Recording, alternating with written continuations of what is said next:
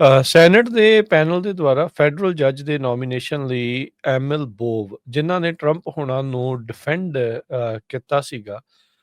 ਉਹਨਾਂ ਨੂੰ ਅਪਰੂਵ ਕਰ ਦਿੱਤਾ ਹੈਗਾ ਆ। ਡੈਮੋਕ੍ਰੇਟਸ ਕਹਿੰਦੇ ਵੀ ਇਸ ਵੋਟ ਦੇ ਵਿੱਚ ਸਟੋਰਮ ਆਊਟ ਜਿਹੜਾ ਉਹ ਕਰ ਗਏ, ਡੀਅਰ ਗੋਡ ਜਿਹੜਾ ਉਹ ਕਹਿ ਕੇ। ਜਿਹੜੇ ਐਮਐਲ ਬੋਵ ਹੈਗੇ ਆ, ਇਹ ਰਾਸ਼ਟਰਪਤੀ ਟਰੰਪ ਹੋਣਾ ਦੇ ਸਾਬਕਾ ਪਰਸਨਲ ਅਟਾਰਨੀ ਨੇ, ਤੇ ਇਹ ਇਹਨਾਂ ਨੂੰ ਹੁਣ ਲਾਈਫ ਟਾਈਮ ਫੈਡਰਲ ਜੱਜਸ਼ਿਪ ਜਿਹੜੀ ਆ ਉਹ ਮਿਲ ਚੁੱਕੀ ਹੈਗੀ ਆ। So third circuit court of appeal ਦੇ ਲਈ ਨੋਮੀਨੇਟ ਇਹਨਾਂ ਨੂੰ ਕੀਤਾ ਗਿਆ ਸੀਗਾ, ਤੇ ਅੱਜ ਸੈਨੇਟ ਦੀ ਜੁਡੀਸ਼ਰੀ ਕਮੇਟੀ ਦੇ ਦੁਆਰਾ ਇਸ ਨੂੰ ਅਪਰੂਵ ਕਰ ਦਿੱਤਾ ਗਿਆ ਆ। 44 ਸਾਲਾਂ ਦੇ ਐਮਲ ਬੋਵ ਇਹ ਪਹਿਲਾਂ ਫੈਡਰਲ ਪ੍ਰੋਸੀਕਿਊਟਰ ਮਨਹੈਟਨ ਦੇ ਵਿੱਚ ਉਹ ਸਰਵ ਕਰ ਚੁੱਕੇ ਆ, ਤੇ ਟਰੰਪ ਹੁਣਾਂ ਨੂੰ ਉਹਨਾਂ ਦੇ ਜਿਹੜੇ ਕ੍ਰਿਮੀਨਲ ਕੇਸਿਸ ਆ ਜੋ ਜਸਟਿਸ ਡਿਪਾਰਟਮੈਂਟ ਦੇ ਦੁਆਰਾ ਉਹਨਾਂ ਉਲਟ ਫਾਈਲ ਕੀਤੇ ਗਏ ਸੀ, ਉਸ ਵਿੱਚ ਟਰੰਪ ਹੁਣਾਂ ਨੂੰ ਇਹਨਾਂ ਨੇ ਡਿਫੈਂਡ ਕੀਤਾ ਆ। ਵਾਈਟ ਹਾਊਸ ਕਹਿ ਰਿਹਾ ਆ ਵੀ ਜਿਹੜੇ ਐਮਲ ਬੋਵ ਆ ਉਹ ਇੱਕ ਆਈਡੀਅਲ ਨੋਮੀਨੀ ਆ, ਜਿਹੜੇ ਯੂਐਸ ਕੋਰਟ ਆਫ ਅਪੀਲਸ ਦੀ ਖਾਲੀ ਪਈ ਸੀਟ ਆ ਥਰਡ ਸਰਕਟ ਦੀ, ਉਸ ਦੇ ਉੱਤੇ ਟਰੰਪ ਹੁਣਾਂ ਨੇ ਸੋਸ਼ਲ ਮੀਡੀਆ ਦੇ ਉੱਤੇ ਜੁਡੀਸ਼ਰੀ ਕਮੇਟੀ ਦੇ ਵਿੱਚ ਇਹਨਾਂ ਦੇ ਅਪਰੂਵਲ ਤੋਂ ਬਾਅਦ 'ਚ ਕਿਹਾ, do anything else that is necessary to make America great again. So ਇਸ ਤੋਂ ਬਾਅਦ ਦੇ ਵਿੱਚ ਬੋਵ ਹੋਣਾ ਦਾ ਜਿਹੜਾ ਰੈਕਰਡ ਇਨ ਤੇ ਆਊਟਸਾਈਡ ਜਸਟਿਸ ਡਿਪਾਰਟਮੈਂਟ ਆ,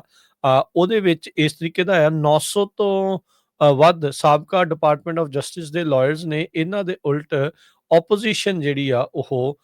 ਕੀਤੀ ਸੀ। ਕਹਿੰਦੇ ਵੀ ਇਹ ਆਈਡੈਂਟੀਫਾਈ ਕਰਦਾ ਹੈ ਆਪਣੇ ਆਪ ਨੂੰ ਮੇਜਰ ਪੋਲੀਟੀਕਲ ਪਾਰਟੀ ਦੇ ਨਾਲ, ਤੇ 75 ਰਿਟਾਇਰਡ ਸਟੇਟ ਤੇ ਫੈਡਰਲ ਕੋਰਟ ਜਿਹੜੇ ਜੱਜਿਸ ਆ ਉਹਨਾਂ ਨੇ ਇਹ ਸ਼ੰਕਾ ਜਤਾਇਆ ਵੀ ਜਿਸ ਤਰੀਕੇ ਦੇ ਨਾਲ ਉਹ ਪ੍ਰੈਜ਼ੀਡੈਂਟ ਨੂੰ ਲਾਇਲ ਨੇ, ਸ਼ਾਇਦ ਸੰਵਿਧਾਨ ਨੂੰ ਉਹ ਛਿੱਕੇ ਇਸ ਦੇ ਵਿੱਚ ਟੰਗ ਸਕਦੇ ਹੈਗੇ ਆ। ਜੁਡੀਸ਼ਰੀ ਕਮੇਟੀ ਦੇ ਚੇਅਰਮੈਨ ਚੱਕ ਗ੍ਰਾਸਲੀ ਆਇਓਵਾ ਤੋਂ, ਉਹ ਕਹਿੰਦੇ ਵੀ ਅਸੀਂ ਚਾਰਜ ਕਰ ਰਹੇ ਹਾਂ ਫੁੱਲ ਸਟੀਮ ਅਹੈਡ ਇਹਨਾਂ ਦੀ ਨੋਮੀਨੇਸ਼ਨ ਦੇ ਉੱਤੇ। ਚਾਹੇ ਡੈਮੋਕ੍ਰੇਟਸ ਜਿੰਨਾ ਮਰਜ਼ੀ ਰਿਕੁਐਸਟ ਕਰ ਰਹੇ ਆ ਵੀ ਇਸ ਦੀ ਇਨਵੈਸਟੀਗੇਟ ਹੋਣੀ ਚਾਹੀਦੀ ਆ, ਵੀ ਕੀ ਕੁਛ ਇਹਨਾਂ ਨੇ ਜਿਹੜਾ ਉਹ ਕੀਤਾ ਹੈ ਜਾਂ ਕਿਵੇਂ ਆ। ਸੋ ਉਸ ਚੀਜ਼ ਨੂੰ ਕਹਿੰਦੇ ਵੀ ਅਸੀਂ ਸਾਈਡ ਤੇ ਰੱਖ ਕੇ ਇਹਨਾਂ ਦੀ ਨੋਮੀਨੇਸ਼ਨ ਨੂੰ ਅੱਗੇ ਜਿਹੜਾ ਹੁਣ ਵਧਾ ਰਹੇ ਹਾਂ। ਸੈਨੇਟ ਦੇ ਪੈਨਲ ਦੇ ਦੁਆਰਾ ਫੈਡਰਲ ਜੱਜ ਦੇ ਨੋਮੀਨੇਸ਼ਨ ਲਈ ਐਮਐਲ ਬੋਵ ਜਿਨ੍ਹਾਂ ਨੇ ਟਰੰਪ ਹੋਣਾ ਨੂੰ ਡਿਫੈਂਡ ਕੀਤਾ ਸੀਗਾ, ਉਹਨਾਂ ਨੂੰ ਅਪਰੂਵ ਕਰ ਦਿੱਤਾ ਹੈਗਾ ਆ। ਡੈਮੋਕ੍ਰੇਟਸ ਕਹਿੰਦੇ ਵੀ ਇਸ ਵੋਟ ਦੇ ਵਿੱਚ ਸਟੋਰਮ ਆਊਟ ਜਿਹੜਾ ਉਹ ਕਰ ਗਏ, ਡੀਅਰ ਗੋਡ ਜਿਹੜਾ ਉਹ ਕਹਿ ਕੇ। ਜਿਹੜੇ ਐਮਐਲ ਬੋਵ ਹੈਗੇ ਆ, ਇਹ ਰਾਸ਼ਟਰਪਤੀ ਟਰੰਪ ਹੋਣਾ ਦੇ ਸਾਬਕਾ ਪਰਸਨਲ ਅਟਾਰਨੀ ਨੇ, ਤੇ ਇਹ ਇਹਨਾਂ ਨੂੰ ਹੁਣ ਲਾਈਫ ਟਾਈਮ ਫੈਡਰਲ ਜੱਜਸ਼ਿਪ ਜਿਹੜੀ ਆ ਉਹ ਮਿਲ ਚੁੱਕੀ ਹੈਗੀ ਆ। So third circuit court of appeal ਦੇ ਲਈ ਨੋਮੀਨੇਟ ਇਹਨਾਂ ਨੂੰ ਕੀਤਾ ਗਿਆ ਸੀਗਾ, ਤੇ ਅੱਜ ਸੈਨੇਟ ਦੀ ਜੁਡੀਸ਼ਰੀ ਕਮੇਟੀ ਦੇ ਦੁਆਰਾ ਇਸ ਨੂੰ ਅਪਰੂਵ ਕਰ ਦਿੱਤਾ ਗਿਆ ਆ। 44 ਸਾਲਾਂ ਦੇ ਐਮਲ ਬੋਵ ਇਹ ਪਹਿਲਾਂ ਫੈਡਰਲ ਪ੍ਰੋਸੀਕਿਊਟਰ ਮਨਹੈਟਨ ਦੇ ਵਿੱਚ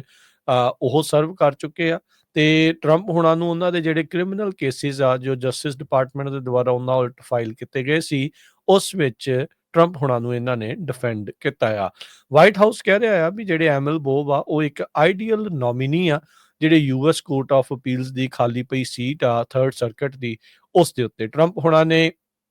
ਸੋਸ਼ਲ ਮੀਡੀਆ ਦੇ ਉੱਤੇ ਜੁਡੀਸ਼ਰੀ ਕਮੇਟੀ ਦੇ ਵਿੱਚ ਇਹਨਾਂ ਦੇ ਅਪਰੂਵਲ ਤੋਂ ਬਾਅਦ 'ਚ ਕਿਹਾ, do anything else that is necessary to make America great again. So ਇਸ ਤੋਂ ਬਾਅਦ ਦੇ ਵਿੱਚ ਬੋਵ ਹੋਣਾ ਦਾ ਜਿਹੜਾ ਰੈਕਰਡ ਇਨ ਤੇ ਆਊਟਸਾਈਡ ਜਸਟਿਸ ਡਿਪਾਰਟਮੈਂਟ ਆ, ਉਹਦੇ ਵਿੱਚ ਇਸ ਤਰੀਕੇ ਦਾ ਆ, 900 ਤੋਂ ਵੱਧ ਸਾਬਕਾ ਡਿਪਾਰਟਮੈਂਟ ਆਫ ਜਸਟਿਸ ਦੇ ਲਾਇਰਸ ਨੇ ਇਹਨਾਂ ਦੇ ਉਲਟ ਆਪੋਜੀਸ਼ਨ ਜਿਹੜੀ ਆ ਉਹ ਕੀਤੀ ਸੀ। ਕਹਿੰਦੇ ਵੀ ਇਹ ਆਈਡੈਂਟੀਫਾਈ ਕਰਦਾ ਹੈ ਆਪਣੇ ਆਪ ਨੂੰ ਮੇਜਰ ਪੋਲੀਟੀਕਲ ਪਾਰਟੀ ਦੇ ਨਾਲ, ਤੇ 75 ਰਿਟਾਇਰਡ ਸਟੇਟ ਤੇ ਫੈਡਰਲ ਕੋਰਟ ਜਿਹੜੇ ਜੱਜਿਸ ਆ ਉਹਨਾਂ ਨੇ ਇਹ ਸ਼ੰਕਾ ਜਤਾਇਆ ਵੀ ਜਿਸ ਤਰੀਕੇ ਦੇ ਨਾਲ ਉਹ ਪ੍ਰੈਜ਼ੀਡੈਂਟ ਨੂੰ ਲਾਇਲ ਨੇ, ਸ਼ਾਇਦ ਸੰਵਿਧਾਨ ਨੂੰ ਉਹ ਛਿੱਕੇ ਇਸ ਦੇ ਵਿੱਚ ਟੰਗ ਸਕਦੇ ਹੈਗੇ ਆ। ਜੁਡੀਸ਼ਰੀ ਕਮੇਟੀ ਦੇ ਚੇਅਰਮੈਨ ਚੱਕ ਗ੍ਰਾਸਲੀ ਆਇਓਵਾ ਤੋਂ,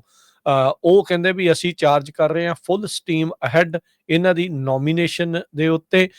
ਚਾਹੇ ਡੈਮੋਕ੍ਰੇਟਸ ਜਿੰਨਾ ਮਰਜ਼ੀ ਰਿਕੁਐਸਟ ਕਰ ਰਹੇ ਆ ਵੀ ਇਸ ਦੀ ਇਨਵੈਸਟੀਗੇਟ ਹੋਣੀ ਚਾਹੀਦੀ ਆ, ਵੀ ਕੀ ਕੁਛ ਇਹਨਾਂ ਨੇ ਜਿਹੜਾ ਉਹ ਕੀਤਾ ਹੈ ਜਾਂ ਕਿਵੇਂ ਆ। ਸੋ